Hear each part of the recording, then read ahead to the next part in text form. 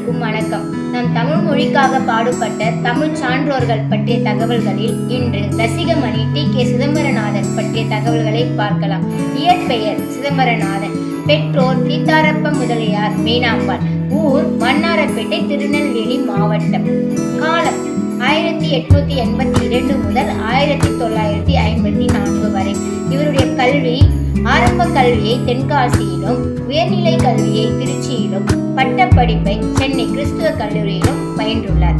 இவர் பன்முக திறன் கொண்டவர். வழக்கறிஞர், எழுத்தாளர், அரசியல்வாதி, தமிழ் கடித இலக்கிய திறனாயும் முன்னோடியாகவும் திகழ்ந்துள்ளார். இவருடைய சிறப்பு பெயர் டி.கே.சி. ரசிகமணி, தமிழிசை காவலர், வளர்த்தமிழ் ஆர்வலர், குற்றால முனிவர் என்று இவருக்கு சிறப்பு பெயர்கள் உண்டு.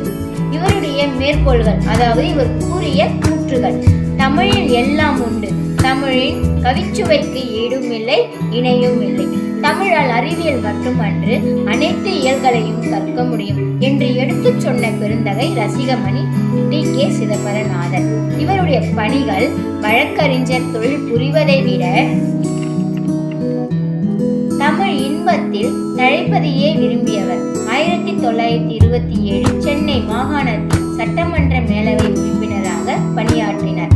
சென்னை மாகாண இந்து அறநிலையத்துறை பாதுகாப்பு ஆணையராக 1930 முதல் 1935 வரை பணியாற்றியுள்ளார்.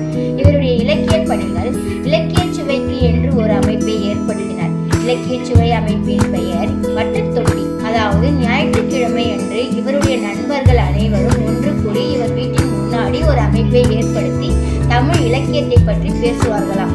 இந்த அமைப்பின் பெயரை தான் இவர் வட்டத்தொட்டி என்று வைத்துள்ளார். தமிழ் கலைகள், தமிழ் இசை, தமிழ் இலக்கியம் ஆகியவற்றின் சுவையையும் மேன்மையும் எடுத்துச் சொன்னார். டி.கே.சி. மேற்கொண்ட திறனாய்வு முறைக்கு பெயரே ரசனை முறை திறனாய்வு என்பதுதான். கம்ப ராமாயணத்தில் ஈடுபாடு கொண்டவர். அதனால் இவர் கம்ப ராமாயணத்தில் பல பாடல்களை இடை செருக்கல்கள் நீக்கி விளக்க உரையுடன் கம்பர் தரும் ராமாயணம் என வெளியிட்டுள்ளார். இவர் இயற்றிய நூல்கள் பல உள்ளன. அவற்றுள் கம்பர் யார், கம்பர் தரும் காட்சிகள், இதய ஒளி, அற்புத ரசம். இவர் எழுதி பதிப்பித்த நூல்கள் 3900 கம்ப ராமாயணம்.